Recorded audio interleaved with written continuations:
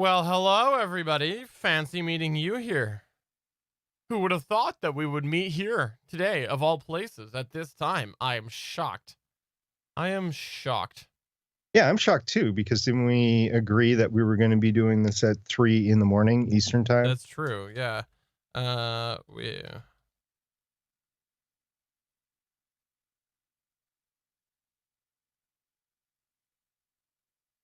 The NSA Windows security risk. Uh. I'm not sure it's a risk. I mean, they identified a vulnerability and they told Microsoft about it. So I don't know if that's a risk. Well, there's an update, so that's a good thing. Yeah, they didn't go public until the update occurred. I thought the update was today. I thought that was the update that you were just talking It gave about. them a chance to code the update, I guess. Yeah. Right. Okay. Is anybody getting a network error, or is it just me? Let's go to Twitch. Actually, let's go to geeks.live. I'm going to go to YouTube. We'll check that. Let's see what's going on. We'll see. We'll see. Oh, that's geeks.live. YouTube seems good. Yep, YouTube is good. I was just going to say. Spreaker is not live yet. Mixer seems okay. Oh, wait a minute. You got on the Geeks Got Live? Mm-hmm. You're logged in right now, right? Yeah, I checked it out. Yep. Yeah, I got in too, so it's not just you. All right. Okay, well, let's do this pre-check because we didn't do this before we went live. So let's go ahead and do our opening. Show people how the soup is made again. Fun to do this occasionally. You ready? I guess. Maybe. No? I don't know. I get this crawl that's running across my nipples. That's okay. We'll go ahead and we'll do that, okay? Are you ready? All right. Okay. Welcome to episode 215 of Better Podcasting. On this show, we talk about ways you can mitigate your troubles when you make a major change in your setup. In this week's Better Podcasting Nipples. Couldn't resist. We chat about a nipple article that is valuable to future nipplers. I can resist. Here Okay. we go. Let's try it again. I thought I came across very professional, by the way. You did. I wasn't ready, and then I was ready, and then you actually started, and I was on when I started the first time, and then you refused to go. So I'm just saying, I was ready. We could just do this raw and real if you'd prefer. Would you prefer to do raw and real? Most podcasters do raw and real, and they end up with no downloads. So maybe not. Okay. Here, you ready? Let's try it again. Welcome to episode 215 of Better Podcasting. On this show, we talk about ways you can mitigate your troubles when you make a major change in your setup. In this week's Better Podcasting Download, we chat about a Reddit article that we think is valuable to future podcasters. And finally, in this week's Better Podback, Steven learns how to spell, and we run a poll on how many episodes people keep in their RSS feed. That works. All right. We always do that for timing and to make sure we didn't have any errors. So, okay. All right. We should be good. You ready to hit record? Should we hit record this time? Before we go live? 3. That would be good. 2, 1, record. Oh, record. Gotta change the number on the thing. Oh, yeah. You got to update the thing. I wonder if there's a hotkey for. How did I sign out of the chat? You know what? I wonder. I'm gonna be able. Yeah, that's awesome. I'm gonna be able to. Let me write that down. I don't. Jason made us go the rounds and look at all our live feeds, and he was in the wrong. Text filed opening. IE number. All right. Oh, Randy's in the chat. Randy, welcome, Randy. Randy, this is the song that I wrote for Randy. What the muffin came in too. Sorry. What the muffin came in too. What the muffin? This is a slightly different song that I wrote for you. I don't think we've ever asked what the muffin, what's up with the screen name, but I have like little to talk about because do you know what is up with the screen name? I know exactly what's up with the screen name. Yep. What is up with this Uh, screen? He likes muffins, but he doesn't know what type. So it's a question. What Oh. the muffin? So it's What wondering muff- what type what- of muffin. Okay. Yeah. He knows he Banana likes nuts is always good. Yeah. I'm a big fan of cranberry orange muffins. Those are my golden. They are It's- quite amazing. As long as they're not too sour. It's Also, true. It's they're true. more calories, but the chocolate chip ones are pretty cool too. You know what? Most chocolate chip muffins that I have, just straight up chocolate chip muffins, I don't care for. Oh, we've been slapped by the chat room. What are they saying? We are so sorry, Miss What the Muffin. I We apologize, we- muffin. deeply are apologetic. I'm so sorry, and I genuinely feel terrible that I didn't know that until today. I am so sorry. I'm yeah, sorry. Yes, Mm. we have no excuses, nothing but our sincere apologies, and we know. So we'd like to know, what type of muffin do you like? Yeah, it's true. let's- Yeah, We should have a little it's moment not here. sexist whatsoever. What We type- just, I mean, you got the screen name, so we're What just wondering Type of muffin do you like? yeah. Do you prefer chocolate chip or blueberry. There was one that we hadn't discussed. Blueberry She muffin. got that nickname because she says that phrase instead of cussing. I like it. Oh, I like it. see. But seriously, now that we've faux pas, I feel like we need to take a moment here to ask, to highlight what the muffin and try to make it up so we can all the live audience together can learn a little bit about you, muffin, because we clearly have done you wrong. I apologize. Yes, we have.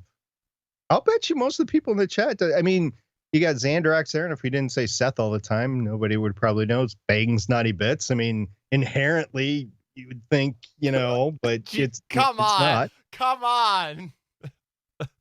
Suncast, you just think of hoses when you think of Suncast. Beard. That was one of my favorite.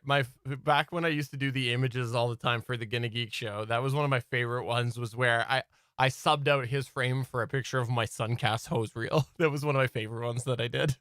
That was pretty cool. And then Jason, I just know We should Jason. keep the pre-show roll on. There you go.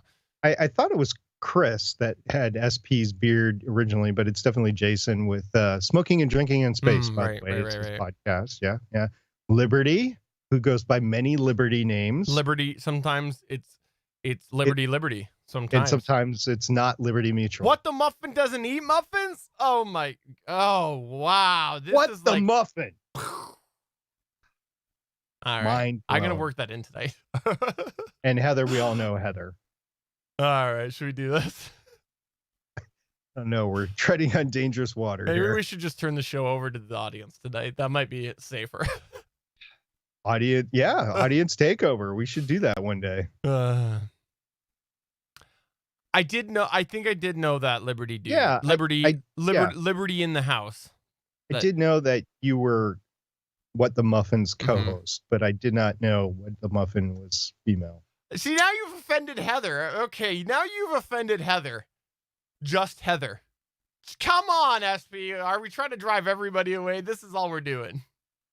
I said we all know Heather. I know, but we're Oh, jeez. International incidents galore. We should just stop this stream right now. Heather, we got that for you back, right? That's attempt at a heart. There we go. Suncast can gift that. Actually, you know what we'll do? Here, we should do this so Suncast can gift it. Here, together. You ready? Yeah. You go and I'll follow. Okay. Oh, that was failure. One more time. Okay. 1, 2, 3.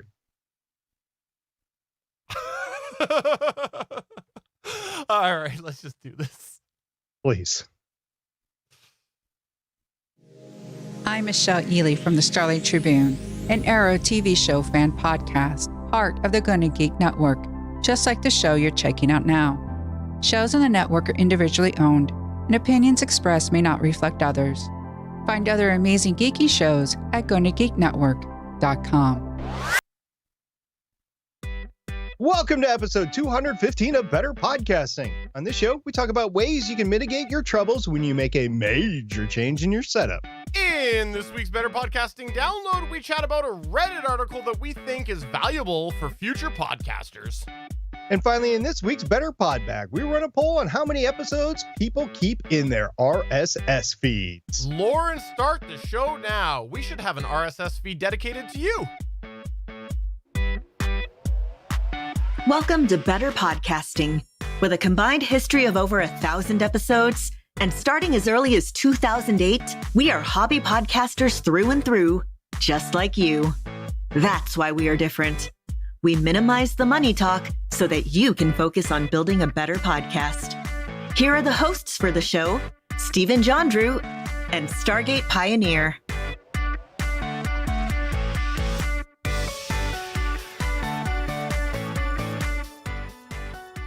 Welcome to an all-new episode of Better Podcasting. I am Stephen John Drew, and I am pleased to say that SB is here again this week.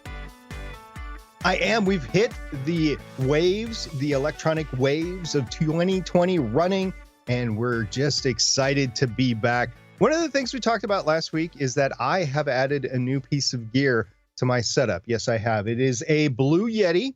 It is a Blue Yeti Rumbler. No, not a Blue Yeti microphone. Blue Yeti Rumbler. And I've been requested to do a short, quick gear review of my initial use, because I did start using it after we podcasted last week. And I will tell you, I will fill it full of hot coffee directly from the Keurig. I will put it in the car. I will drive to work, which is about anywhere from a 12 to 16 minute drive, depending on how fast I go, depending on how many lights I hit, that sort of thing.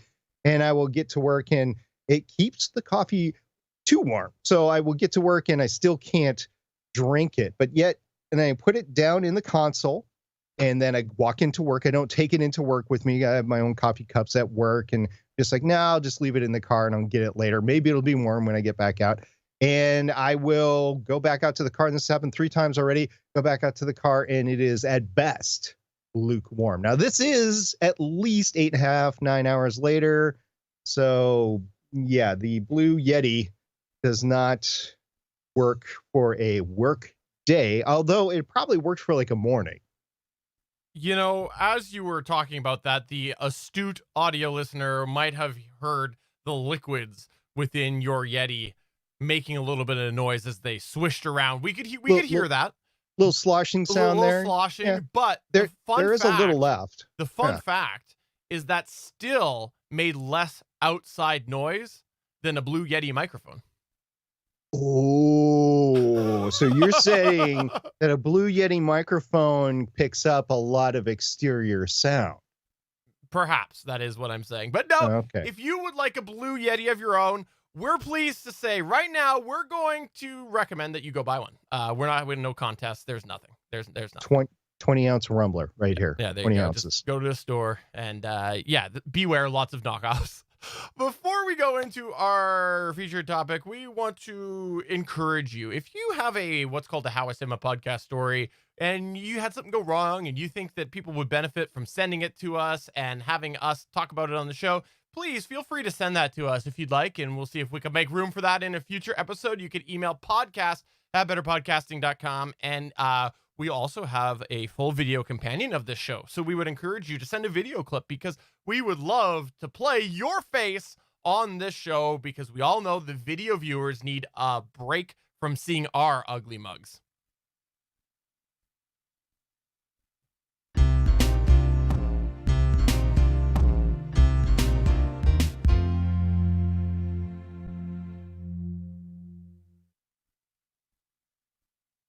Did you happen to get yourself some new gear over the last couple of months? You know, it was the holiday season, and even if you didn't get it gifted, maybe you caught something on sale. Have you maybe been too afraid to hook it up for fear of ruining a good thing, your setup the way it is? I've actually been there before. I know Steven has as well. Sometimes it's just we don't have the available time, and sometimes we're like, no, I don't want to ruin anything before this next show. Maybe you're planning on getting some new gear in the future, or making a change with your system that has you a little bit afraid, like we were just talking about. Over the years, we've both had a variety of times where we've upgraded a critical part in our setup, emphasis on critical part of the setup, or just made a simple change where something could go wrong, and sometimes things have gone wrong. And that's why we've had to come in and save our podcast, just like the segment that we usually do at the top of the show. Now, when you're making a change with your setup that involves a critical part of your setup, there can be a critical problem.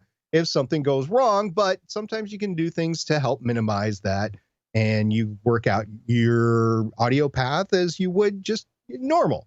So some things can be simple, some things can be cumbersome. Today, we're going to share some of the ways that we've been able to help mitigate some of the risk and hopefully make it very simple for you to upgrade that gear. Let's kick it all off with some simpler ideas and concepts before we move into a couple more advanced things. The first thing that we want to say as you go and try to work out your new normal here is a concept we've talked about in various different avenues of podcasting, and it's 3 words: make a plan. As you consider making these changes to your setup, it's a really good idea to take the time to plan out what exactly needs to happen as you change out those components. Consider things like, what actions are you going to have to take? Do you have what you need to go through with those changes? For example, do you have the right audio cords that are needed? Or maybe it's as simple as, do you have the right recording media for your new setup? Good example of that, the Zoom L12 takes a full... Wait, that's not true. Hold on. I was mixing up hardware. You're mixing up mixers. A good example of that, the Zoom L12 takes a full-size SD card, while the Rodecaster Pro takes a micro SD card. That could possibly cause you a problem if you're switching from one to the other. Are there possibly drivers that you need to install to make said gear work? It's important to consider all of these variables so you don't end up going to make the change and realize that you've put the cart before the horse.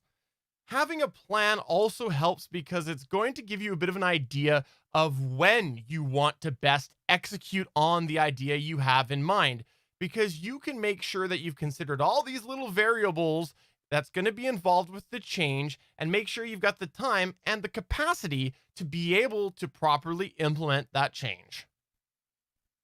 Let's talk a little bit more about what you just said there, Stephen, and that's time.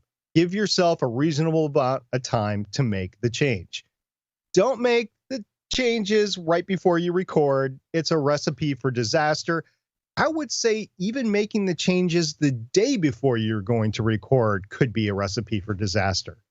Trust us, we've both learned this the hard way. There could be a lot of things that happen. Say you put in a new device and it works great. It goes right into a USB driver, say it's an audio gear, whatever, and it works fine. But then what you don't realize is that USB driver is updating for whatever reason. And then the next day you come and try to use it and it's not quite there. So yes, even the day before can screw you up and your device isn't working properly. Cameras, audio gear, tons of stuff can go wrong. Considering what will give you the most amount of time to troubleshoot when things go wrong, you need to take a look at that. You need to take a look at how you can expand and take advantage of the time that you have in between recordings.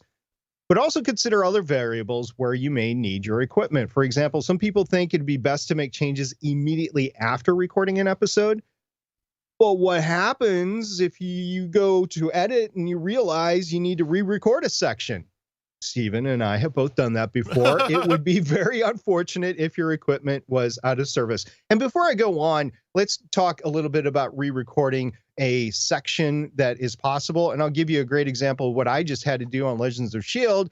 was that I had not edited my bump to say copyright 2013 through 2020. It still said 2013 through 2019. So I slipped in an audio of me saying 2013 through 2020 instead. And that is an example of what you might have to do from time to time. It does happen. Every person's schedule and routine is different, so the ideal situation is unique for each person. You just have to take a look at what your schedule is between recordings and try to maximize that amount of time when you're making the change so you can go through and troubleshoot if you need to. So, Stephen, what's the next point?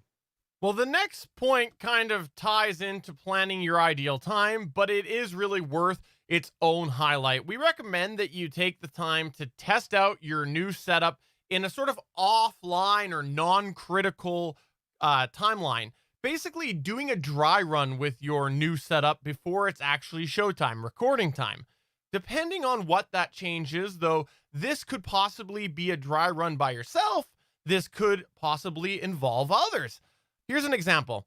Whenever I've had to go and make a bit of a change to my setup, like when I had my complete disaster last year with my gear and had to completely change how I feed in different Skype sessions into my whole main streaming process, I personally go and try things offline in an offline capacity, just me with what resources I have available, before I go and bring in Chris or SP or our good friend Suncast to do a test with them.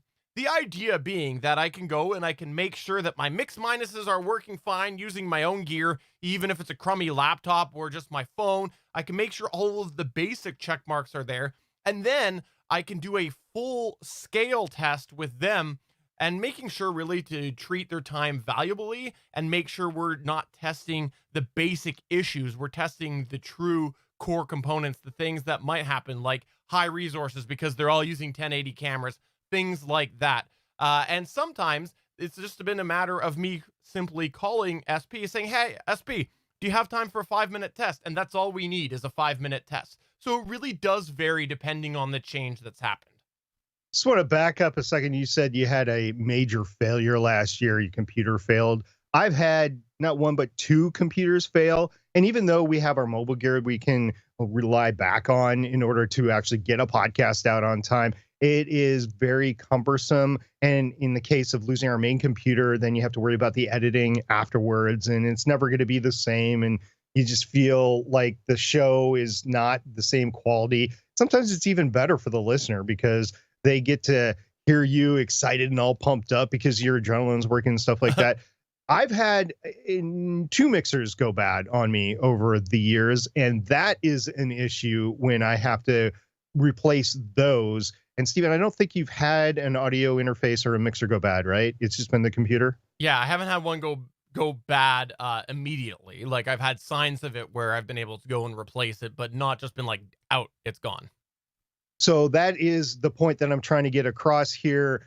Don't wait until your gear goes completely kaput because you might be out for an extended period of time. You're looking at trying to troubleshoot what exactly the problem is. You're trying to look at how much the shipping time or the shopping time, to drive out to wherever you need to drive and pick up the gear that you need. And heck, I watch a lot of sailing YouTube channels. Sometimes you can be where there's no gear to upgrade. So I would encourage you to pay attention to your gear. And if it's giving you troubles, you might want to go ahead and do an early upgrade and perhaps be in between where you can upgrade your piece of hardware. And if it's not working for you, then you can go back to your old hardware for a little bit until you figure out how to use the new hardware. So I just wanted to mention that as long as we were talking about gear failures. That's a great point. Another way that you might sometimes make things go a little bit easier as you change out a critical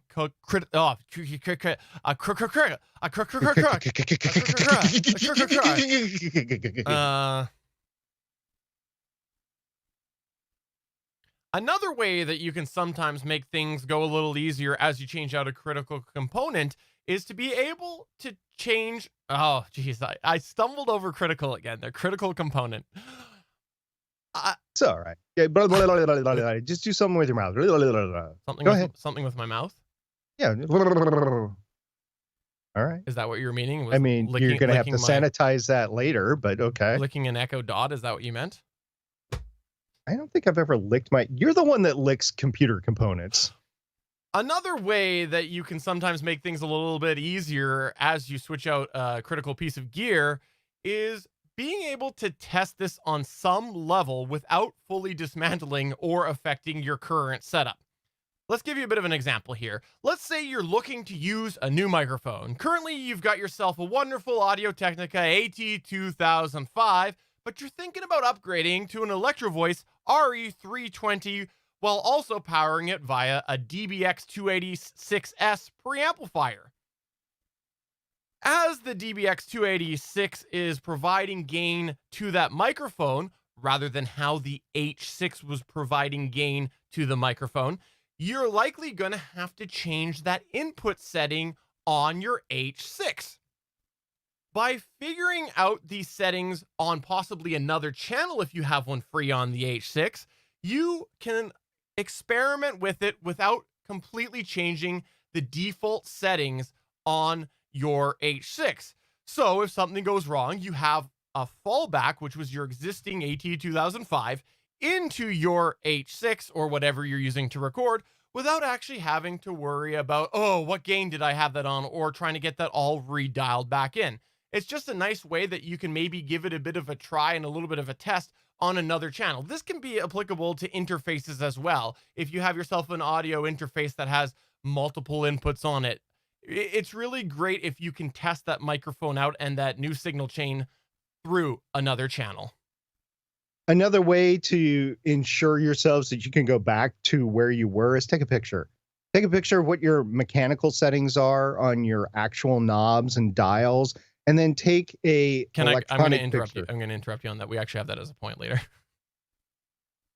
Okay, I'll just go on to the next point. Of course, we should also talk a bit about when you're making changes beyond the just one thing. What happens if you're taking multiple things into account and making multiple changes?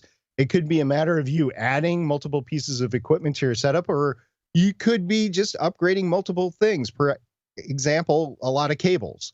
And no matter what the case is, we'd highly suggest you add it in one at a time. We have personally had situations where we've changed multiple things and had a side effect. For example, the dreaded sudden ground loop hum. Or worse yet, I was listening to a podcast today where I was listening to a professional podcast, and I just heard this annoying high pitch throughout the entire thing. And I'm like, oh my gosh, I know exactly what's going on. A preamp's going bad, USB hub's going bad, something. And he doesn't know it, and it's driving me nuts. And I wish that I could just EQ it out of my car stereo, and I couldn't. So anyway, switching just one thing at a time can be a good way to identify anything that might be causing an issue without having to go back and try to trace things item by item, or cable by item, or cable by cable. It's just much easier to change one thing, record, listen back, make sure everything's fine. If you have to actually process your track, process the track, make sure, because some things, like you are needing to add some gain and you do it in post-production, sometimes that brings up faults in your setup, and you want to make sure you identify those right after you make a change.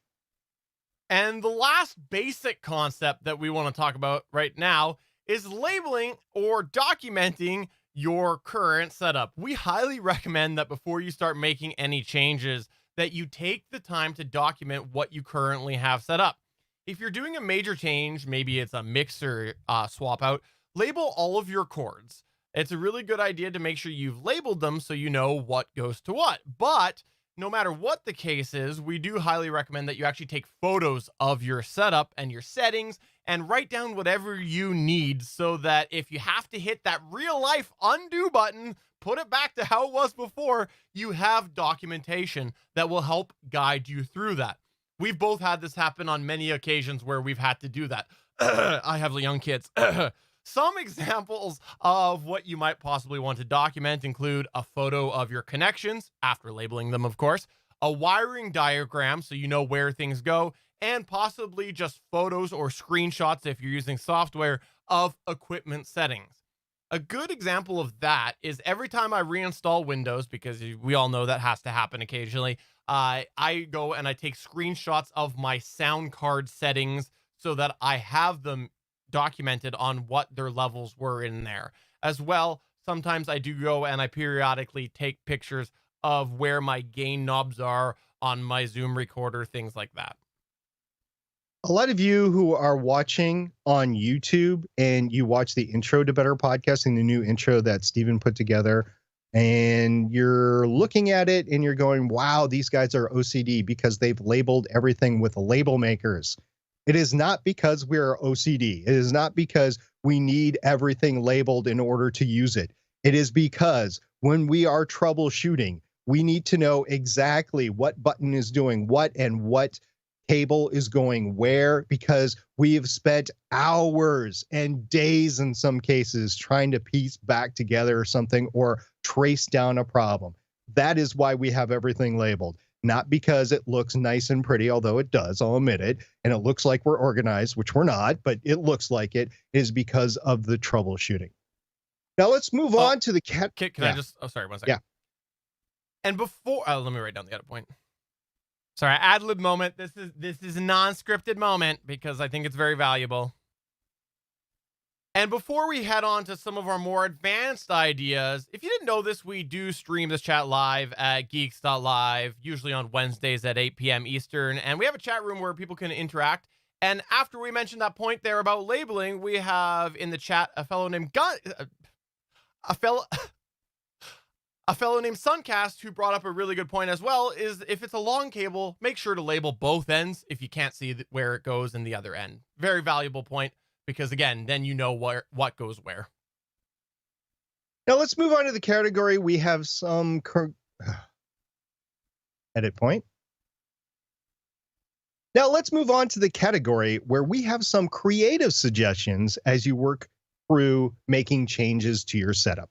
While many of these examples may not directly apply to you individually, we hope that the general concepts will give you a bit of a starting point when considering your specific circumstances. Let's start off with a simple concept: switching your microphone. Switching your microphone actually sounds really simple and easy. However, there are many things that can go wrong with it. One, what if you find your Take a breath. Take a breath. You know, beat that Blue Yeti thinking about a real microphone. Okay. Switching your microphone sounds like a really simple concept. However, there are many things that can go wrong with it. First of all, what if you find your gain isn't dialed in right? What if you find out that things are a bit clippy when you have the energy of recording, meaning you're kind of shouting? What if you find that you just don't sound that good on it after all? Maybe the EQ is bad. Let's go on to the next one. The next possibility here: if you use a recording method that allows multiple recording inputs, see if there's a way that you can record using both microphones for at least the first show. This might involve an extra stand, extra cables, and of course, extra setup completely. However, if you have a mic on each side, at least you have your current microphone to fall back on as a backup recording.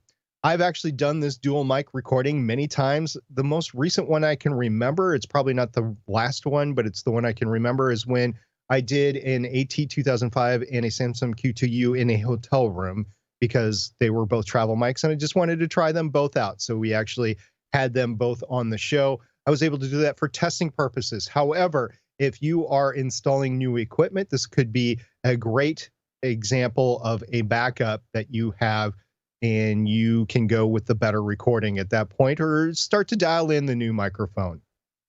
But what if you're looking at something a little bit more advanced than just simply switching out your microphone? What if you're putting a piece of equipment completely into that signal chain between your microphone and the end recording device? If there's any processing involved with that equipment, there's a chance that this could go horribly, horribly wrong. Let's give you another example. Let's say you're going back to that DBX286S. You're finally putting that in. Essentially, a DBX286S will manipulate your sound, meaning that there's options in there for compression, for EQ to a degree, gating, things like that. It's processing that sound. As such, with those variety of settings, there's a recipe for disaster if you don't dial that in. Maybe you sound like you're constantly getting cut off because your gate's too hard, or you sound super muddy because you're not EQing that right. Well, a DBX286, there's a fun fact about that. There's actually what's called an insert on there. And if you use the, quote, half click, end quote, method, look it up, it's a real thing. If you use the half click method, you can actually extract just the signal that is after it's getting the gain, but before all of that processing. This can be super helpful if you have a way to capture both the proper output of the DBX286S as well as that insert signal. because at the end of it, you'll have one track that is not processed, one track that is processed. And if you did something really, really bad with that process, you have the raw audio essentially to fall back on. And fun fact, I've actually had to do this before with the DBX286. I don't remember the exact example, but I was so happy I happened to have it that time. I remember you being very happy about that. By the way, the half click method, I've searched that before and have had trouble finding out exactly what it is. However, lucky for you, I actually know of more searchability terms to get you in the right direction. Ray Ortega actually did a great video about the half click method. It applies to a lot in audio processing, especially audio mixers when you're trying to have multiple paths do multiple things. So look it up sincerely. It will help you if you have the capability to do that. So another example that we'll go forth with right now is that some outboard gear has a built-in splitting method. For example, some compressors or equalizers have more than one output. Let's say you use some of this equipment and you're thinking of changing your audio mixer. If you have the space, maybe the audio rack available and the cables, you could take one connection to your current setup and take one to your new setup. This gives you redundancy while you get to know your new equipment if something goes wrong. I actually split my audio out of my Behringer 2600 all the time with my soundboard on Starling Tribune and Legends of S.H.I.E.L.D. I do this as a routine basis. So yes, it is something that you can use to your advantage in your audio setups. Sorry. My fault. I was reading the chat. Yeah, I know. It was a quick segment. I was reading the chat. I've highlighted it. But perhaps it's something like that, but a little bit simpler. Let's say, for example, you're looking to do a little bit of live streaming. As such, you're needing to pass that audio into your computer somehow if you're currently just using like a hardware recorder. Some people, when they're thinking about doing some live streaming, will look at buying some form of digital connector or interface to capture that signal. And sometimes those people will just go, well, I've got a way now to get good quality audio into my computer. Why don't I just use Audacity to record and just kind of remove that hardware recorder from the mix? But have you considered simply tailing the audio from that current hardware recorder over into your interface instead? For example, let's go back to the H6. Let's say you're using an H6 to record and you need to have that interface in order to be able to live stream. Well, you could pass from the headphones out or the line out on the H6 into that interface. That way you still have the fallback for the recorder and you also can do your live streaming. This is especially helpful for people who are looking to do dual projects, because sometimes people are not live streaming their podcast, but they do live streaming in between their podcasts. So they're constantly switching cables from their hardware recorder over to that interface and back and forth every time they switch their function or their hobby for the week. Well, if you pass that over, it's the best of both worlds. And again, you're not doing wear by unplugging and plugging in. This same sort of logic could apply to another situation. For example, let's say that you're currently using an Audio-Technica AT2005 microphone via the USB connection into it, and you're using Audacity to record that USB signal. But you've just purchased a hardware recorder. We've mentioned before, one of the things we like about the Audio-Technica AT2005, the Samson Q2U, and the Audio-Technica ATR 2100. You know, this list is just going to grow and grow and grow, and then we're going to have like a whole, like 8 things mentioned.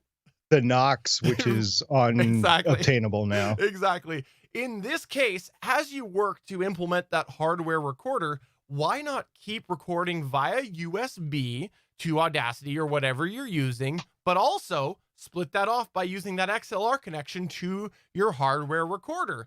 This is going to give you that fallback because presumably you know all about how your AT2005 or whatever microphone works with your Audacity signal, but you might not know the nuances of that hardware recorder. Eventually you can go and drop that Audacity recording out or keep it going as a backup. But that's just an example on how you can use a little bit of, that's just a little example on how you can take a little bit of precautions to help make sure that that goes a bit smoother.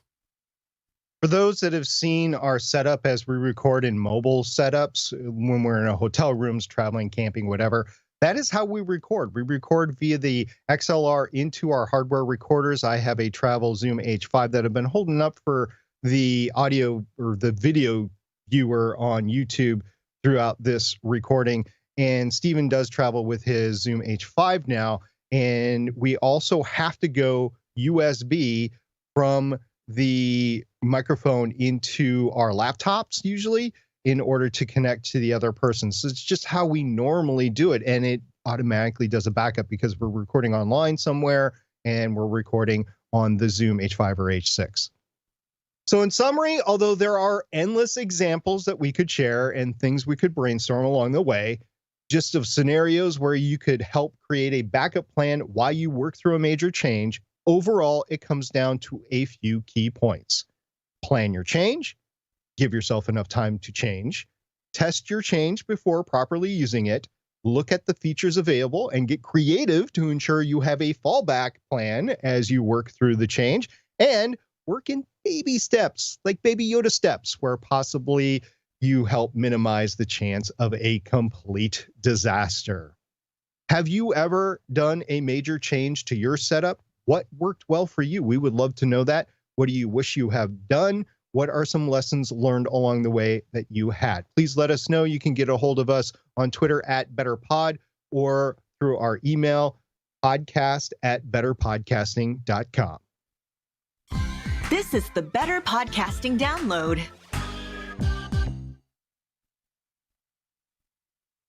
I was perusing Reddit again. I've had some time to go back to Reddit, and I've had some wonderful interactions over the past week and a half there. And I ran into this article that was just benevolent of this podcaster that had been out there for a year. And he's like, you know what? I need to help people because I see these questions all the time. That's pretty common on the internet. It doesn't matter if you're on a subreddit, on a Facebook group, or on Slack chat or whatever. These questions come up over and over again. So Jason Carpenter, that's his name. He goes by Basque5150 on Reddit, and he does the Dead Rabbit Radio podcast. It's a daily paranormal conspiracy and true crime podcast. So Bandrew, if you're listening, you might want to check this guy out.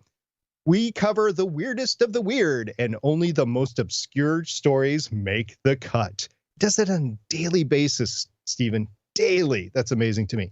Anyway, his Reddit post had the title Tips for Futures Podcast Producers. I think he meant tips for future podcast producers, but I just, in case I was missing something, I wanted to say the actual title, Tips for Futures Podcast Producers. So he basically started out and said, it's January 2020. It's the new year. There's a lot of people that want to start podcasting. So I have some tips based on the most asked questions he sees on the subreddits. And his source, he qualified himself. He said, I have a daily podcast, 366 episodes in. I think he's at 377 now, and have been doing this for over a year.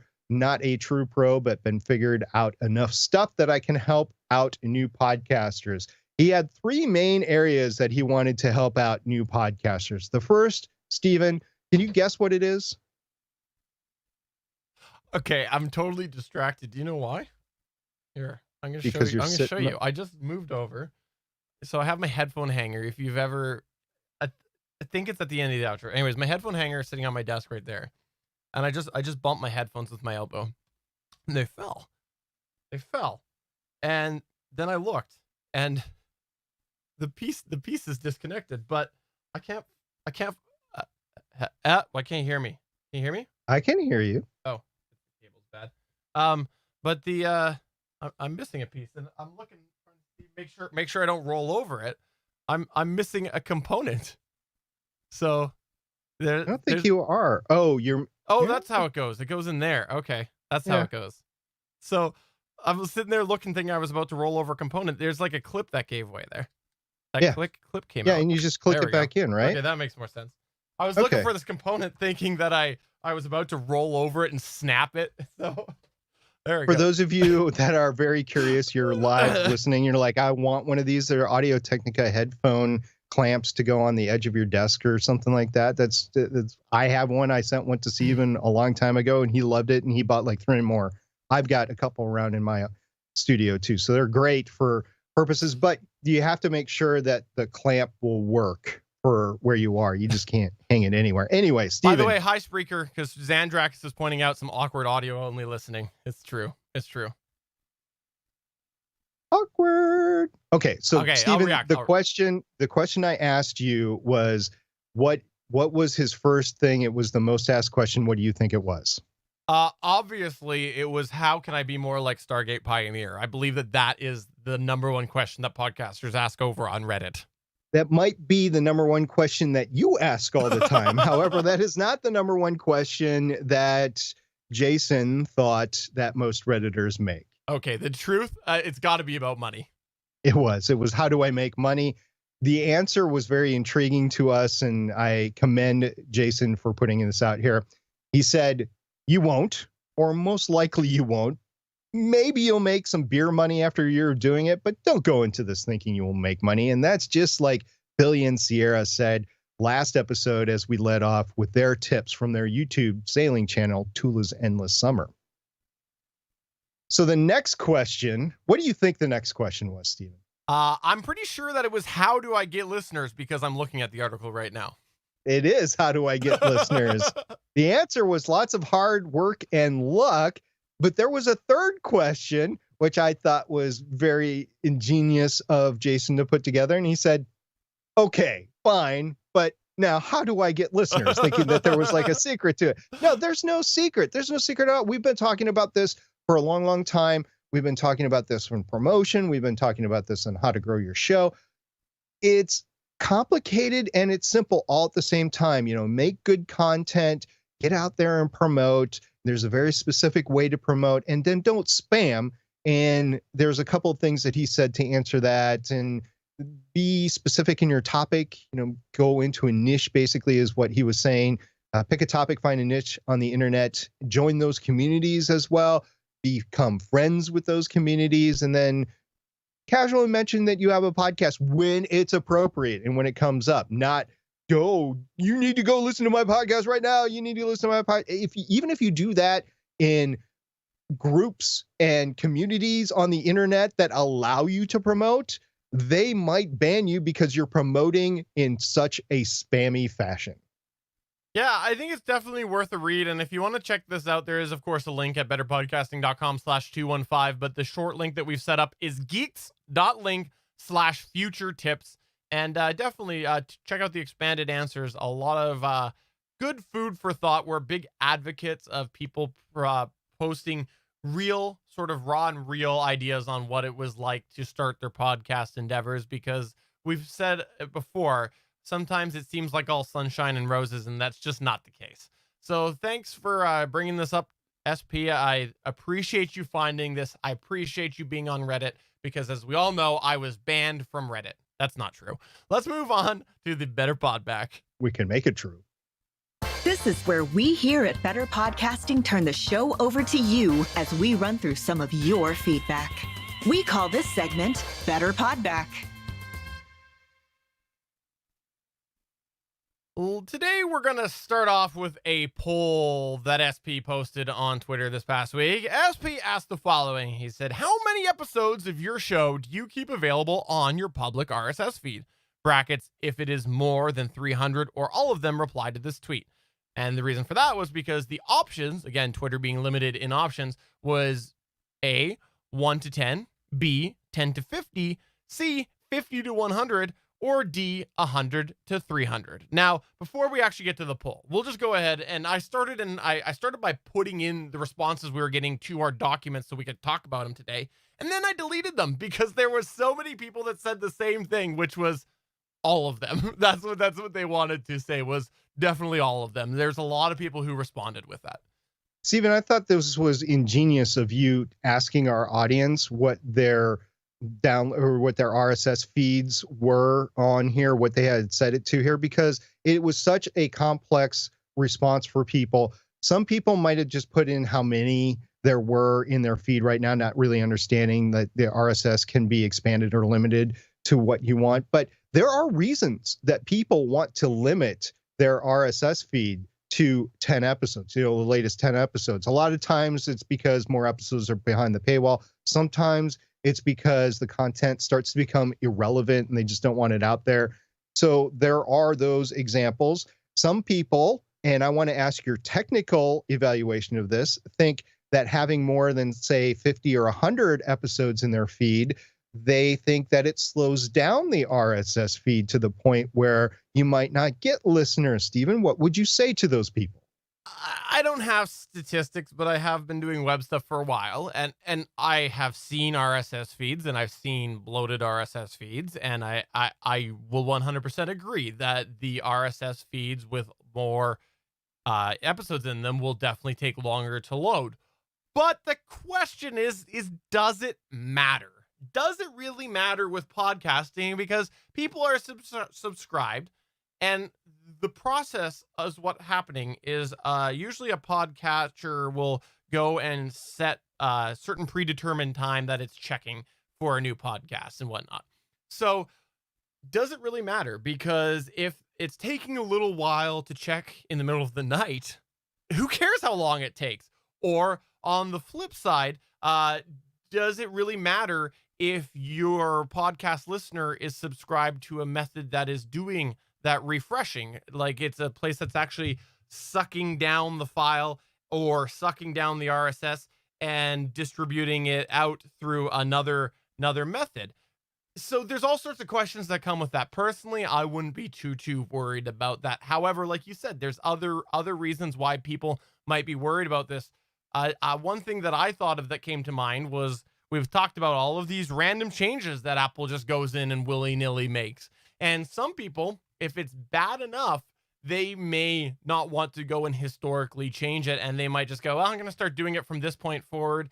And then after a little while, they go and they just close off their RSS feed so that Apple's not getting those ones that weren't tagged properly or whatever. So there's things like that.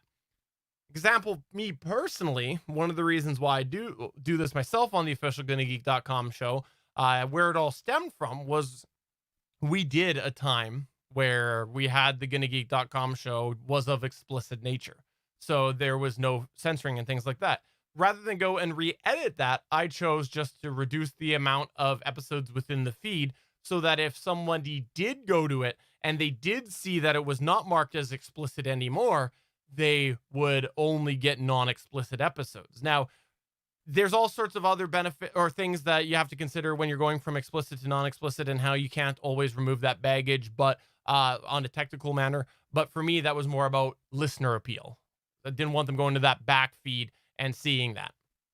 One of the considerations that I see all the time is that Apple Podcasts / iTunes, and yes, I still use iTunes. I know a lot of people are saying iTunes is dead. iTunes is on my computers. I use Windows. I still have iTunes. iTunes limits the amount of episodes that you can see in the RSS feed to around 300. I've heard 299. I've heard 301. It's around 300. So a lot of people wanted to actually make their RSS feed only show the latest 300 so that you didn't run into a problem with that. So that's one consideration. Another consideration could be on your end, like the bandwidth you are using through your self-hosted media on your server, your virtual server that you are using. That can become cumbersome if you have too big a show. Like we just talked about Jason, who has the daily podcast, and he's over almost 400 episodes now. And the RSS feed has to be ballooning quite handily over the course of the past year. So if he's self-hosting his media and his RSS feed, that might be a bandwidth cap that he might run into. And, you know, you'd want to limit that in order to not waste too much of the server bandwidth that you have. So that is a consideration, I would think, as well. However, we've talked about that a lot. We talked about hosting your own RSS and media on Better Podcasting episode 65. Go check that out if you want to hear all the pros and cons of that, as well as mitigation tips and tricks we have to that, or use one of our recommended podcast media hosts like Podbean. They have no problems hosting a show with 300 or more episodes in their RSS feed. So I want to thank everybody that responded to Stephen's poll on this. I thought it was ingenious because it spurred a lot of interaction, and you had a lot of variation on the responses. Even though most of them were 100 to 300, you got a lot of actually communication back and forth. So bravo, Stephen. Bravo. Just to make things very clear, this was SP roundabout complimenting himself because he made this poll. And the numbers were 68% for 100 to 300, tied 13% for 1 to 10 and 10 to 50, and 4.5% for 50 to 100. But like I said, we had a lot of responses. We definitely had a ton of responses. And by the way, the reason you know this poll wasn't from me was because of the fact that it said 1 to 10, 10 to 50, 50 to 100, and 100 to 300. There's some overlap there. I don't make that mistake. Moving on to the rest of the feedback that we had. Your initials on it, buddy. Moving on to the rest of the feedback we had, or some of the other stuff that we had this week. Over in our Discord chat at betterpodcasting.com/Discord, we had Randy Walker ask a very interesting question. He said, why the separate chat during live? As I mentioned earlier in the show, we do stream the show live, and we do have a separate chat on Geeks.live. And I just wanted to expand a little bit on why that is. Well, first off, we have forever been an advocate that if you're going to do a live stream, or you're going to send somebody routinely to somewhere, you should have a URL for that you can change the internal components or where that forwards. For us, we send people to a URL called geeks.live. That's an actual domain that heads on over to the Gonna Geek live page. And in there, we have the video. We also have the chat room. There has been many, many times that video and one time where that chat room has changed because of situations out of our control. Actually, there's been a few times with the chat room, but permanently it only changed once. And an example of that was we used to use a central chat called Chatwing, to which all of a sudden it just went away. And so we had to come up with another solution. Now, we could use our Discord server for that, but we have people who don't always Discord, or they don't want to Discord, or they've come to the Discord and they've chosen not to be in the Discord. We like to have a central chat room that a variety of different people from a variety of different walks of life can come in and chat during the live and not feel obligated to keep in this or feel like they have to register, things like that. This has been a big thing for me personally when I've been looking at chat rooms over the years, is I've wanted to make sure people had a way that they could guest log in. They didn't have to register. They didn't have to have a Google account. They didn't have to have one specific type of account. Definitely didn't have to have a Facebook account, because otherwise SP wouldn't be able to chat. So this is important for me, and we just recognize that sometimes people want to come chat with us while we stream the show live or other shows, and they don't necessarily want to be in the Discord. That's not to say there won't possibly be a way to Discord in the future, or that we've looked into possible ways for that, but at this moment, that's sort of why we have it. And also from the video side of things, if all of a sudden the video service goes away, like when SP had to move on from Hangouts on Air, we can also swap that out. So that's sort of why we keep the live element contained. It's a great question. Yeah, that was a great question, Randy. Thank you very much for asking it. We also had a response from Newsreel on Discord, and he said, does SJ have a, quote, beardmance, unquote, with SP's beard? I think so. He's been jealous every time it comes out. He's very jealous of my beard. He's jealous of the fullness, of how it looks, how easy it is to take care of, versus his is, well, let's just say Canadian would be a good description of it.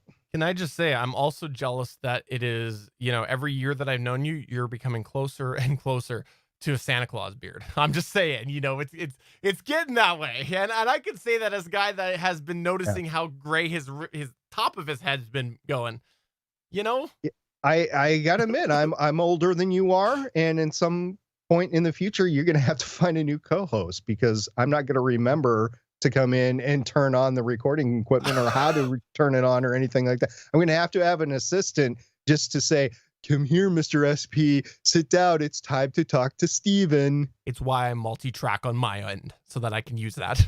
I see. We also had AL Moral say, my ATR 2100 died today. Aw, that is a sad moment when you have a piece of gear go, especially something as critical as your mic. And we had a lot of support, including That Sucks from Waffles, AL Morrow came back and said, funeral will be later today if any of you guys want to stop by. And SP posted a fantastic link to a Samson Q2U pointing out that it was on sale during that day. It wasn't the best sale I've ever seen on it, but hey, if your equipment dies and you need something else, get that sale. And the other thing that we were remiss in not mentioning this on the Discord server, the ATR 2100 has a lifetime warranty. So AL Morrow, make sure you check in with Audio Technica about how to send that in for service, and you might end up getting yourself a new ATR 2100. I just thought of that actually as we were going through that we didn't say that. The only thing is, like, this is one of those situations where the SP was alluding to earlier in the segment where gear dies suddenly on you, and what do you do? And if you can wait, but your microphone, you might not be able to wait. You might not have the time to wait for that process. But if you know you have the money there for Samson Q2U or whatever, still pursue that warranty, because what's better than one microphone? Two microphones, because if the Samson Q2U has an issue, now you have the ATR 2100 to fall back on. She does have a co-host who may or may not happen to be her husband. That's true. Yeah, I'm just saying. Or you can go and you can just put it on display. Not that anybody would ever display a microphone. Think of how dusty they get. I know, no kidding. And lastly, we had an interesting post that Damien the DM posted today, the day we're recording this on January 15th, 2020. He said, "Oh, really now?" To which he linked a Reddit post, which then linked to an article that talked about how Spotify is allegedly the single biggest podcasting platform. I'm not sure the statistics bear this out yet. However, I've noticed, because I pay attention to podcasting statistics, that at one point in time, Apple had 70 or 80% of all podcast consuming running through its platform. I admit that, I realize that, but it's been steadily and rapidly declining. It's under 60% now. It's starting to border on 50%, and Spotify is growing worldwide. I think also people realize they can get podcasts through where they're already listening to music. Yep. They're like, oh, hey, podcasts are here. So they start listening to podcasts, whereas they wouldn't have gone to a podcasting app before, whether you're on Android or on iOS.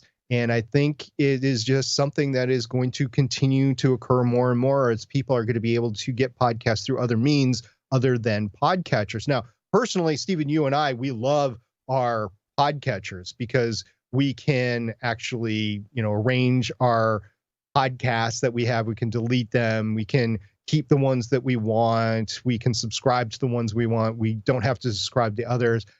Maybe those options will be available through a third party that's not a podcatcher like Spotify in the future. But right now, it's not really the same fidelity of control that you have. So I still prefer podcatchers. But the general public, like my kids, they will probably never use a podcatcher. They will always use Pandora or Spotify or iHeartRadio or wherever they're listening to whatever they're listening to. If you want to check that out, head to betterpodcasting.com/215 and you can see the Reddit post there and the link to the article, but also read the Reddit feedback. It's kind of fun. And yeah, I think you nailed it. I think people are starting to look in the areas that they already get music and things like that. And it'll be interesting to see where that trends. If you want to chat with us about this or other geeky stuff, head on over to the Discord server. That's betterpodcasting.com/Discord. It's actually the Gonna Geek Discord server, but we've got our own little channels in there. We have the Better Podcasting channel. We have a tech and gear channel. We also have an SP beard channel. So please, betterpodcasting.com/Discord. SP, that's going to go ahead and wrap it up for today's show. But we should mention we're part of the Gonna Geek Network. The Gonna Geek Network has a bunch of amazing geeky content on it.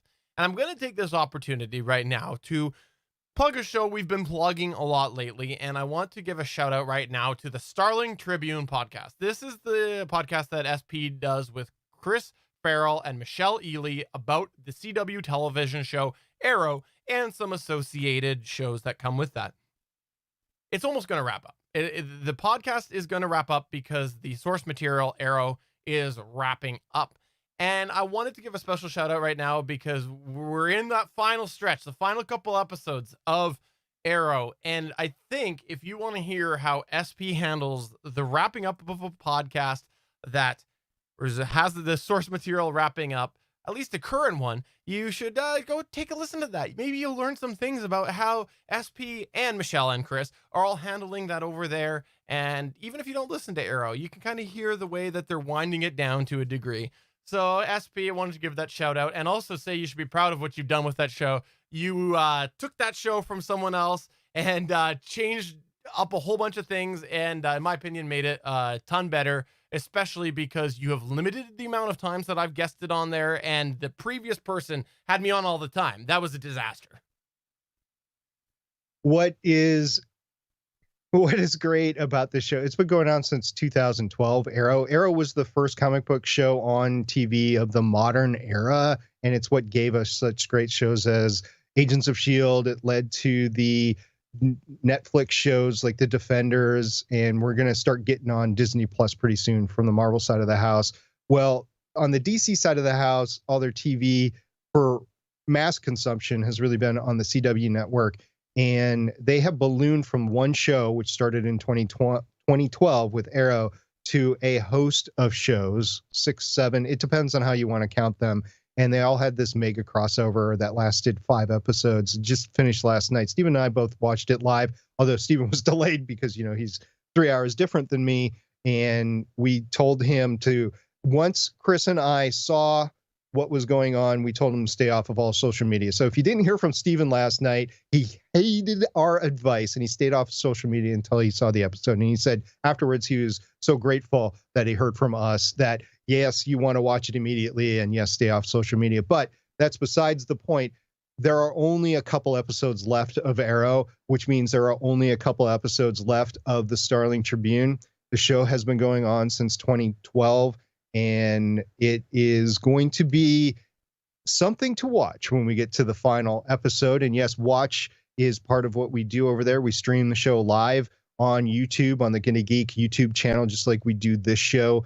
And I think you're going to see some emotions come out of all 3 of the hosts. I will tell you, behind the scenes, we've had some heart-to-heart. And while it's been hard to let the show go, we all think it's time. All good things come to an end. And we talked about that before on the show. And I will talk about it as the behind the scenes of how the last episode went after we record it here on Better Podcasting. So, for episode 215 of Better Podcasting, I'm Stephen John Drew saying I've had a piece of podcast gear for a couple weeks now that I haven't mentioned, but if you watch the Gonna Geek show, you might know what that is. Tease. I'm SP. We'll see you next week, and don't forget to pick up your Blue Yeti 20-ounce Ramble. Bye. Bye.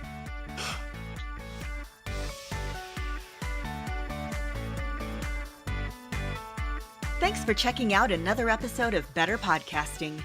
You can find the full back catalog of Better Podcasting at betterpodcasting.com. If you're into geeky podcasts, please check out the other podcasts on the Gonna Geek Network at GonnaGeekNetwork.com. This show was produced and edited by Stephen John Drew of Gonna Geek Productions. Voice work was done by L.W. Salinas. Thanks again for listening or watching, and we hope to see you again next week.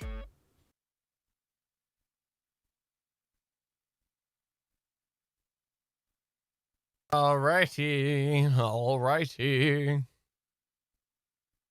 Yeah, you guys are great in the chat. Yeah, really. thanks, everybody. Randy showed up tonight. Bangs Nutty Bitch, Great. you're here perpetually. Seth, Suncast, Liberty in the House, Heather, What the Muffin? Thanks, guys. I sincerely appreciate you guys showing up tonight and contributing in the chat. It means a lot to me today. You have no idea. I'm not going to go into it. It's just been a long day. And thank you. Thank you for showing up. Yeah, no, seriously, thanks, everybody. It's fantastic. Always great to have. Whoa. Holy cow. My wife walked in right now and scared the crap out of me. Hi, Mrs. SJ. We're live right now, in case you didn't know. Oh, wow. She said hi. That's great. True story. I've actually spoken to Stephen's wife through here, not live, but through here. And yeah, we've had great conversations. Also his sons, who want to be podcasters someday. And I can't wait till Stephen releases his first show with his sons. That will be fun. But yes, to get back to what I was saying, thank you all for showing up. You have no idea. how much it meant to me today. Hold It was just one of those days. It was cool to see. SP, I have been told to unmute and here Okay. live audience. This is the problem right now. Not the problem. This is how My wife is the problem. This is Okay. what I have been saying continuously for the last 6 months on this show. What a problem would be is you sleeping on the couch tonight. Ouch. But Ouch. I wanted to say hi, SP. I thought that happened every night. Oh, they didn't hear you. One more time. I said what a problem would be is you sleeping on the couch tonight. And I said, hi, SP. So there you go. So she wanted. Hi. Oh, hey. Steven's sons are making an appearance on the podcast for the first time. Yeah. Of course, this is after the podcast is over. But yeah, it's great seeing you guys. And I guess it's a snow day up there on the island, huh? It is, yes. But no. So there you go. So see, she wanted to say hello specifically to USB. There you go. There you go. Thanks. Well, happy holidays. And yeah, thanks for the Christmas card. She's gone now. But Okay. I'll tell her that you said that you don't like her and that she should never write you again. She would know that would be false. You know, we talk to each other. I know. That's the problem. That's the problem right It's there. not a problem. It's doing stuff behind your back so you can get great gifts. All right. Well, I suppose we should head off in a minute. Yes, we should. If anybody has any topics, I say this all the time, but I'm sincere when I say that. If you have any topics that you want us to cover, let us know. We will gladly run them down. Okay. Actually, really quick point. I traditionally have been buying dollar store batteries because I know how quickly I burn through them. Okay. Okay. Have they exploded yet? Let's give a little brand recognition there right now because yeah, I'm gonna call a spade a spade. Dollar store Sunbeam battery, not alkaline or anything. Do you want to know a fun fact? Since I put this rechargeable in there, Yeah. haven't had to switch it out once, and I left it going for about 2 hours. So clearly, obviously, this non-alkaline high capacity battery had S all, and this rechargeable has a much higher capacity. Yeah, I deal with this stuff all the time. And do you want to know what I say to that? By the way, I say, "What the muffin?" Sorry. Heather deals with this all the time too. Her house runs off a battery bank, not 9 volts, but I mean, the batteries you choose to store your power in makes a difference. I see all the sailing YouTube channels. Doesn't matter if you have a solar farm on your boat or not, you have a battery on at least 2 batteries. Most boats have a starter battery for the motor and a house battery. It's like, and even those matter. This is also one sitting here that came from a Samsung SmartThings sensor, motion sensor, and I have 4 of them in play, and as soon as I put the Amazon, actually no, 2 of them were Energizer. Actually, I can't speak to the Amazon one. I put Energizer ones in, and night and day difference for length of time. Oh, the generic versus the like just the one that came with the SmartThings, right? And that was intentional because it was the one that came. Well, I still haven't changed out my water sensor battery, and I need to do that. That died like within a month. I'm gonna do that. I've actually got behind the backdrop there. I'm dabbling with moving my security system tied into my Habitat, but using like mostly SmartThings products. They're pretty affordable. They're pretty reliable. A little button. It's a button. If you want to join the Discord server and have a great conversations about smart devices, we have those conversations all the time. Drones too. And Steven, I think you got a new camera or something like that over the holidays to add to your set, like a higher quality camera to add to your setup? No? Okay, I thought you did. I got a doorbell camera for the first time. Sorry, my security. Yes, my security. Yes. I did. Yes. Yeah, you did. I got a new doorbell camera, and it is increasing my peace of mind as I'm away and at work and stuff like that. Just the packages that they get delivered. Okay, so you're showing your camera there. The packages that get delivered from Amazon, porch pirates are becoming more and more and more prevalent. So it'd just be nice to know because we get these notifications. My daughter, she has stuff shipped to our house because it's safer than her house. And and she had something shipped, and it was slated as delivered, and we never saw it. Through my normal security system, I didn't see anything, but through that doorbell camera, you can definitely tell if somebody comes and takes it or whatever. So I just need to, that's why I went and got it, that and a couple other reasons. But mainly it was because of package safety. We're shopping so much online now, and it's such a convenience to shop online and just have it delivered versus going to a store, putting miles wear and tear on the car, and then the gas and stuff like that. Whereas you can just have it shipped to your house for free within a day or two. It just makes so much more sense, but you have to make sure it's secure. And that's why I got the doorbell camera. So we might do a segment on that in the future. I think I'm the only one out of the three of us on Gonna Geek that has a doorbell camera now. I think everybody has cameras on their front stoop, but I'm the only one with the doorbell camera. Yeah. No, that's true. And before we go, Bangs, I actually had some Eneloop batteries. They were fantastic for years, and then I cheaped out, honestly, when they came up. I just bought the Amazon ones. They've been okay. I think the Eneloop ones were better. Yep. But thanks everybody for coming on by, and again, chat with us more in our Discord at betterpodcasting.com/Discord. Right now we have an active discussion about snow and drones. I have not flown in the snow. I meant to today. I meant to after work, and instead I went and I got the car from the parking lot. I can't say that I have flown in this, but it's really light flurries when it's really cold out. You know, that's fine crystal stuff. I think that's fine to fly in as long as the visibility is good. Yeah, the snow was gone, was stopped, but it would have been beautiful of the neighborhood, and I meant to do it. I meant to go down to the area nearby. Yeah. All right, well, bye everybody.